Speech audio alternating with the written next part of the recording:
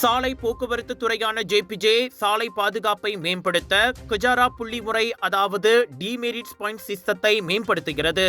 இதில் real time நிகழ்நேர தரவு இணைப்பு, கடுமையான அமலாக்கம் மற்றும் கனரக வாகன ஓட்டுநர்கள் மீதான விரிவான கண்காணிப்பும் அடங்கும் என போக்குவரத்து அமைச்சர் ஆந்தனி லாக் கூறினார். உயிரிழப்புக்கு காரணமான குற்றங்களும் இம்முறையில் கணக்கில் கொள்ளப்படும். தவிர ஓட்டுநர்களுக்கு நியாயம் கிடைப்பதை உறுதி செய்ய ரிஸ்க் மேனேஜ்மெண்ட் ஸ்கேல் முறையும் அறிமுகப்படுத்தப்பட்டுள்ளது.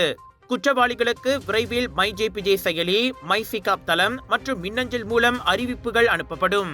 மீண்டும் மீண்டும் குற்றம் செய்ததால் உரிமம் இடைநீக்கம் செய்யப்பட்டவர்கள் ஓட்டுநர் திறன் மேம்பாட்டு பயிற்சி கட்டாயமாக செல்ல வேண்டியிருக்கும். வர்த்தக வாகன ஓட்டுநர்களுக்கு ஒழுக்கத்தையும் பாதுகாப்பாக வாகனமோட்டும் பழக்கத்தை ஊட்டுவதுமே இதன் நோக்கம் என்றார் அவர்.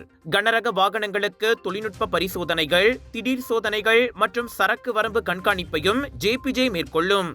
அதே சமயம் ஏபிஏடி எனப்படும் நில பொது போக்குவரத்து நிறுவனம் ஐகோ பாதுகாப்பு அமைப்பை கடுமையாக அமல்படுத்தி விதிகளை மீறும் நிறுவனங்களின் அனுமதிகளை இடைநீக்கவோ ரத்து செய்யவோ முடியும் என்றும் ஆந்தனி லாக் குறிப்பிட்டார்.